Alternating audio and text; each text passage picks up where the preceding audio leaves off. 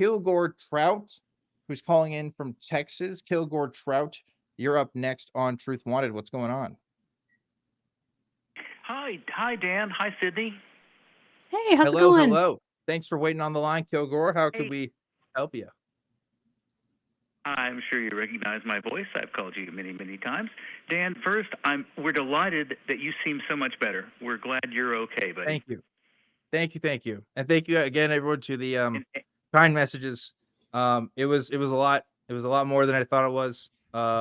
And I wasn't doing good for a while, but I'm doing much better. So thank you.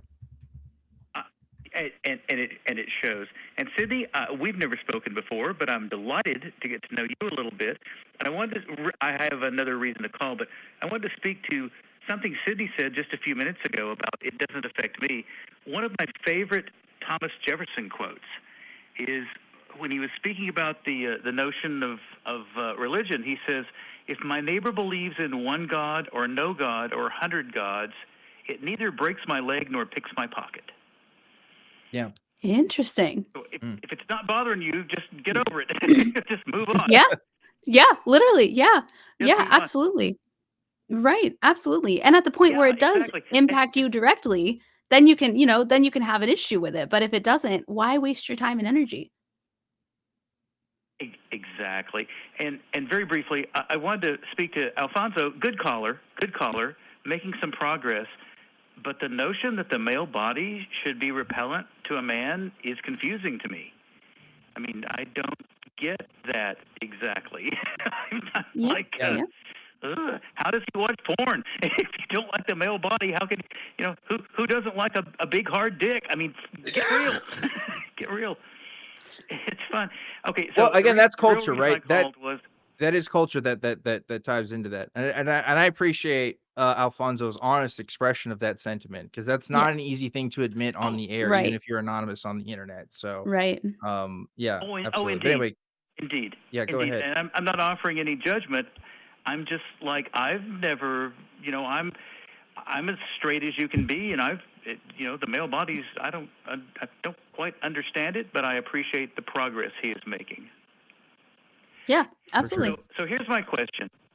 Here's my question. I follow a lot of crackpot channels. As you do. Some of the weirder ones.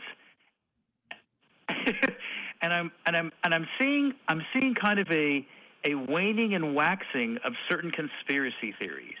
And I don't know how one would track this, but I wanted to get both you guys' opinions. Some of the wackiness and the pseudoscience and the craziness, they seem to wax and wane regularly. Like, when's the last time you heard anything about 9/11 truthers? Bigfoot is very big right now. Alien abduction is very big right now. And there are some that are going to endure, like ancient aliens and alien abduction and so on and so forth. But, okay, when's the last time you heard anything about chemtrails? Chemtrails are down on the charts right now. It's true. Yep. It's true. There is a waxing and waning of popularity. Flat Earth used to be a huge thing, like a few years ago, and it's definitely, I mean, still a thing, but it's not as big of a thing. It's kind of like it gets into the public consciousness, and then people get bored of it, and it goes on just like any other disposable pop culture.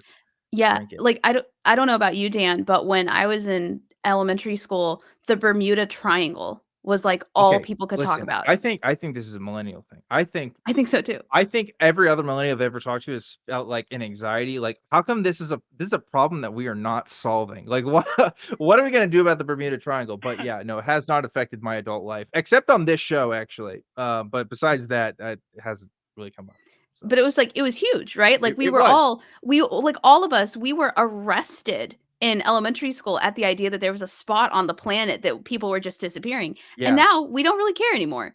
And I think it's either because A, it's not, obviously not in the media as much, or B, maybe we just feel like there are bigger problems. Like, maybe we still care about the people that go missing, maybe in the Bermuda Triangle, but we care a little bit more about fill in the blank, right? Yeah. Or History Channel was just making bank in the 90s and early 2000s. Yes, I think that was also part of it. But, good way to put it. And of course, Charles Bellows, the book that started it all, the Yeah. Bermuda Triangle, was a crock of shit. You know, he fabricated. Oh, I think maybe debunking has helped. I think maybe a little bit more education and knowing that that area of the ocean is one of the most traveled areas in the world. Yeah. So the incidence of mysterious events, disappearances, etc., is no higher than any place else that has that much boat and air traffic. You're probably right I that don't know. debunking, I mean, obviously probably has to play a degree. I really think it does kind of boil down to just the social forces of just popularity and what's in and what's not, right? I mean, I think probably that has more to do with it than anything. I can't imagine. I mean, okay, well, to be fair, there's probably more flat earthers now than there were 20 years ago, okay? But like as far as like Bigfoot believers, like some of the older stuff, I mean, like has the I don't know, has the needle been moved? Maybe I'm totally wrong. Maybe it's like a burgeoning new community, but I imagine there's like a stasis unless there's like stuff happening in the news. Like with alien stuff, for example, you brought this up. Alien stuff is like really hot right now because of all the, you know, Hmm? intergovernmental sort of reportings on this, let's say, right? So yeah, I don't know. I don't know, I think it just kind of rotates. I don't Yeah. know. Or maybe part of it Yeah, is there's a focus. no, continue, Kilgore. Forgive me, please go ahead. Please go ahead. I'm sorry. Oh, yeah, no, I was just gonna say maybe it also is a combination of that, and I don't know about you guys, but when I am absolutely tired of a conversation that somebody is having, like maybe it's a relative that keeps bringing stuff like that up, I just go, "Oh, okay, yeah, maybe." And the less you argue with people, the less they talk about the thing they want to set off the conversation. So maybe that's it. Maybe we've all just started going, "Yeah, that's right. The earth sure is, probably, who knows?" And nobody's getting the reaction they used to get. So then they move on to something else, Yeah. and then they're just cycling through topics. And as those topics cool down and get boring, they suddenly have something else on their mind. Uh, Yeah. you just said a mouthful there. I think the conspiratorial pseudoscience woo bullshit mentality can't pay attention to more than two or three things at one time. So it's like, oh, moon landing. Okay, I'm not thinking about fake moon landing this week. I'm thinking about dinosaurs built the pyramids. They just Yeah. like there's only so much attention that these people have.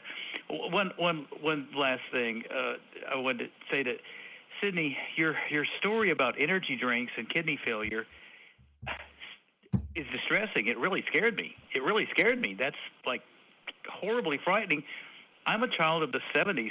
The only things we had to abuse were Dr. Pepper and Doritos and over-sugared breakfast cereals. I'm Yeah. so glad we didn't have energy drinks back then. Yeah. Mm. Yeah. And I'm Oh, glad yeah. you're okay. I'm glad you survived that. But wow, Thank you. scary story. Yeah. Yeah. Red Bull does Hey, not taste the same. It tastes like expensive hospital bills. Dang. It's not enjoyable. oh gosh, Dang. oh gosh, oh gosh. Dang. Well, Well, Kilgo Trout, I will so I will go ahead and let you go because I want to make sure we can talk to everybody okay, tonight. We got a couple people on the back end, so I'm sure. gonna cut you off here. But thank you so much for calling in with your topic. Really do appreciate it, and thank you too for your well wishes